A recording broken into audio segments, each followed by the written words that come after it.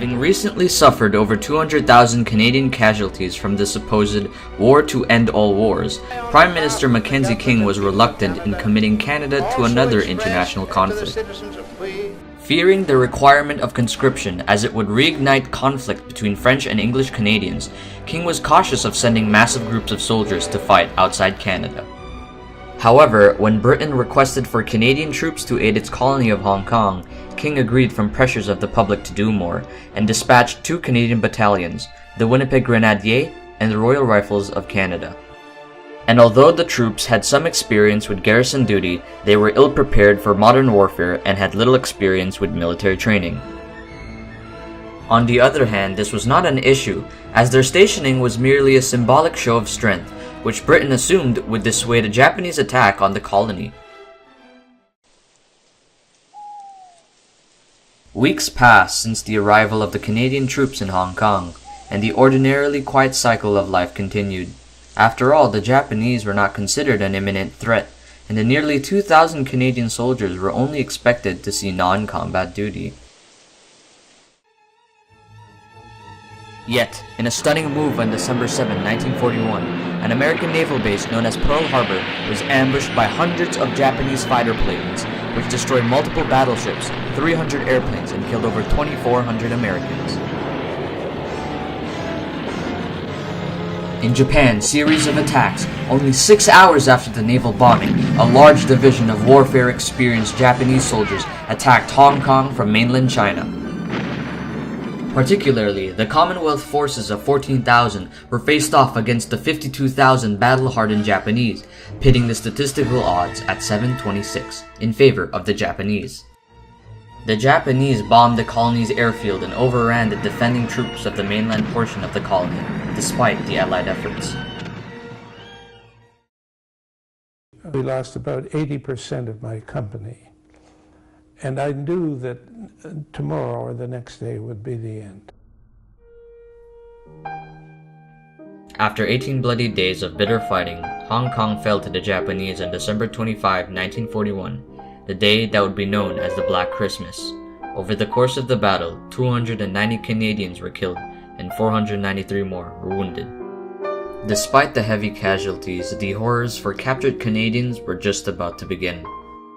Many Japanese soldiers carried out campaigns of terror, such as the Christmas Day Massacre at St. Stephen's College, where nurses were raped and killed, while injured soldiers were impaled with bayonets in their beds. Canadian soldiers who remained alive after the battle were taken into Japanese custody as prisoners of war. Camps were set up throughout Hong Kong and Japan for these prisoners who endured countless beatings, hard labor, and starvation for many years. Often, they would work 12 hours a day in mines and live off of rations of 800 calories per day. As a result, 264 Canadian prisoners of war died in terrible conditions, and over 1,418 survivors returned to Canada, still scarred of the abuse from their captors. I didn't even tell my own mother everything. I never told her anything about the bad times or how bad it was in camp or anything else. I had, well, to tell you the truth, I didn't want to talk about it too much.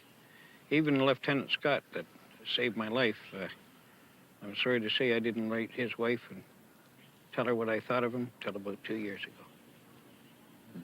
Why is that? I guess I just wanted to forget it, that's all.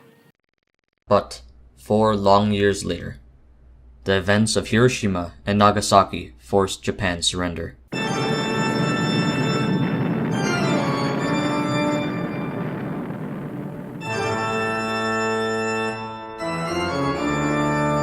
For Canadian prisoners, the unforeseen and sheer power of the atomic bomb marked the end of the brutalization of Japanese war camps.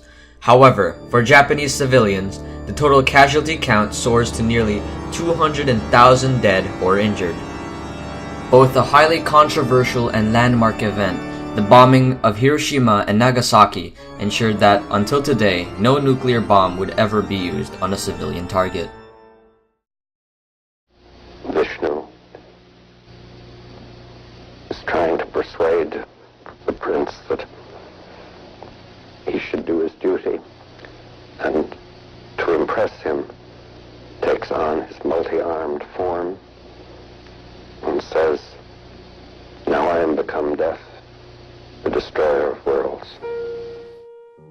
In Canada, many at home were horrified to hear the fate of the soldiers. Anti-Japanese sentiments were helped raise by the events of Hong Kong, which ultimately resulted in the unfair internment of Japanese Canadians. As a result, the hardships that Canadian prisoners of war faced were inflicted upon Japanese Canadians, a reflection of the crimes against humanity committed by both sides of the war. Today, there are many memorial sites throughout Canada, Hong Kong, and Japan to remember the victims of the Battle of Hong Kong and its following atrocities. Remaining families of surviving veterans have even founded the Hong Kong Veterans Commemorative Association, which helps educate Canadians on the historic events in addition to providing financial relief to veterans and their families. And although the Japanese war camps of World War II are long gone, the secretive state of North Korea still runs camps that have been described to be as terrible as the ones in World War II, such as the case of recently freed Toronto-based pastor Hyun-Soo Lim, who described his 900-day imprisonment as backbreaking. During the winter times, I digging the frozen the mountain. Yeah. But the first time it's very hard for me because I never like that the labor. So after 2 months, my weight reduced to 23 kilograms, and I cannot breathe, and I cannot raise my hand like this. So I go to the hospital. Thus, the Battle of Hong Kong and the events surrounding it gives a peek of the atrocities of war, an act that was committed by all sides. It was Canada's first land battle of World War II, and set a grim beginning for the remainder of the war. Significantly, its effects and damages can still be felt today. Ultimately, the events of Hong Kong serves as a reminder of the brutalizing and bloody era of World War II.